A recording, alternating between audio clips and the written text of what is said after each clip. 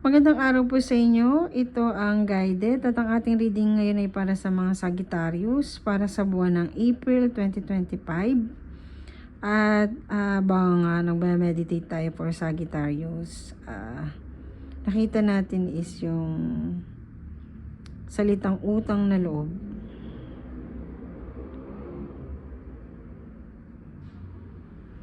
So, kung ano man yung mga na-earn mo ngayon, ngayong April na to na darating, so kailangan nating magpasalamat sa lumikha, sa mga tao na tumulong sa atin. So, merong magandang opportunity na darating sa atin ngayong April, kung saan kailangan natin tumanaw ng utang na loob sa ibang tao. Possible sa parents natin o sa taong nagbibigay sa atin ng importansya, mahal natin sa buhay. At kung ano man yun, at kung sino man yung mga yun, kailangan ngayong April is sumanaw kang ng utang na loob na on material matters. So, siguro respeto, pag-unawa.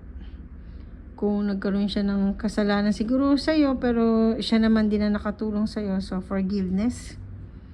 Ayun ang mga binabanggit kong utang na loob. So, 4 cards spread tayo and bubuo na tayo ng isang card for your angel message.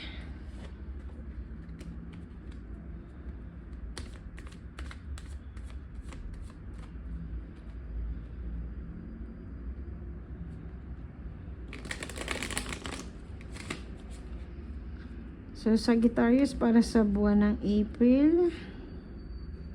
Okay. Nine of Wands.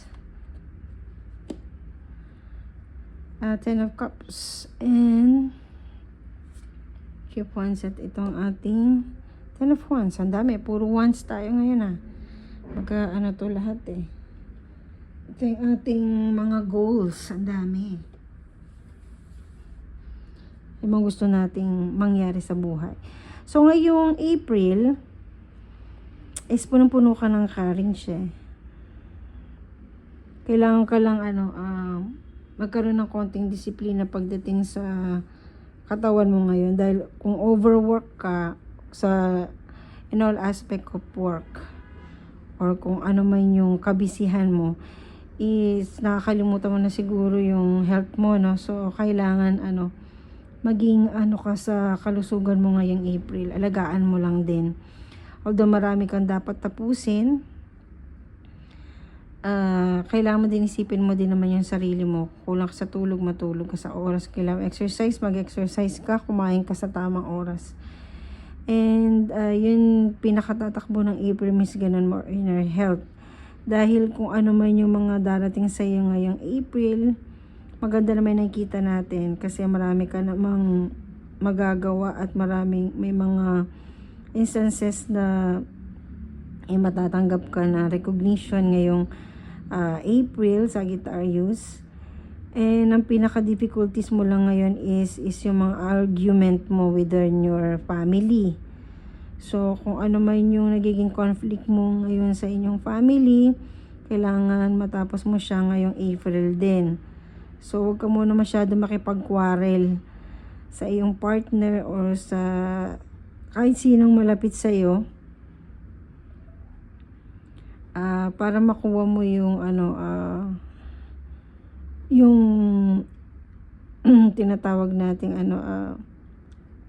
tiwala sa iyo, halimbawa, ganyan. So, kung medyo may argument kayo na parang naawa ka sa sarili mo, parang binibigay mo ng lahat pero parang wala pa din. So, huwag mong kaawa ng sarili mo. So, hanapin mo lang kung ano yung naging problema para masolusyonan kung ano man yung mangyari na yon ngayong April. And sinasabi sa ng yung card, unexpected, makakuha ka ng mga inspiration o mga honest review mula sa iyo. At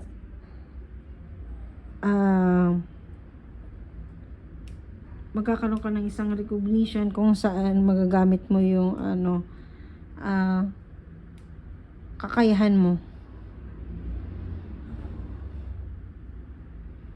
So, more on a group ito. So, mare-recognize ka. And overall, sa April na ito is marami kang responsibilities kung saan nai-stress ka. But, yun nga, makukuha mo pa rin yung kahit na medyo pressure ka sa dami ng iyong gawain. Makikita mo yung end of once yung pinaka sa taas. So, nakapile lahat yan. Pero kinakaya mo naman. So, marami kang, maraming matalino mag-isip ang mga Sagittarius. So, ngayong April, maraming gustong ipagawa sa iyo at marami ka ring matatapos. At kung saan ka dadali ng pagiging masipag mo, is definitely magbubunga naman yun. At nahingan mo naman ng tulong din sa iba, hindi naman tipong ikaw lang din naman talaga yung nagbibitbit. So, yun nga, binabanggit din ng yung card na lahat ng mga success mo ngayong April is magpasalamat ka lalo na sa taas, na kahit na maraming responsibilidad ngayong April is na-accomplish mo naman sila at nakagaan-gaan ka naman kahit papano, kasi magiging productive ka, very productive ka talaga ngayong April. Marami kang gagawin at matatapos mo naman, ma-meet mo naman lahat ng deadline. At yun nga lang, kailangan lang talagang mag-focus ka rin sa iyong kalusugan.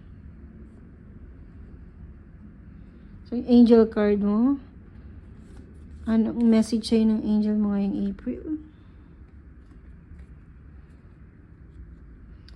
Ang sabi ng angel mo ngayon is no. So, meron ka bang wini-wish ngayong April? Ang sabi sa'yo ng angel mo is no.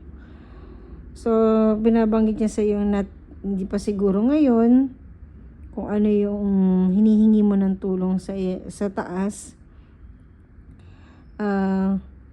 Kung ano man yun, siguro ikaw na nakakaalam nun, na parang dinidesire mo. Desire mo siya.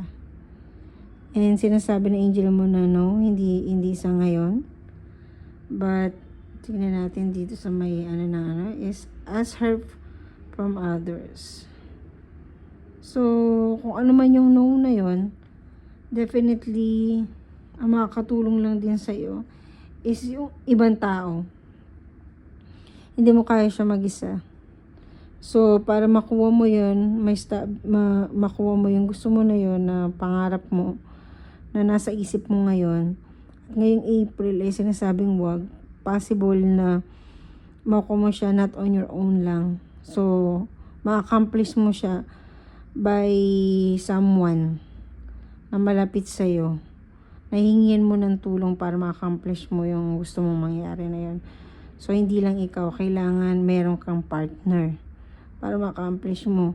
Kasi nasabi sa'yo ng card mo, no, hindi sa ngayon, at kung pinupush mo siya ngayon, hindi mo kaya mag-isa. Kailangan meron kang ibang partner. Or meron kang kasama. Or meron mag-guide sa'yo. Diba? So, ngayon, April na to, medyo marami kang kabisihan. Gaya ng sinabi ng card, alagaan mo ang sarili mo. At maraming salamat sa iyong pakikinig at panonood, Sagittarius, and God bless.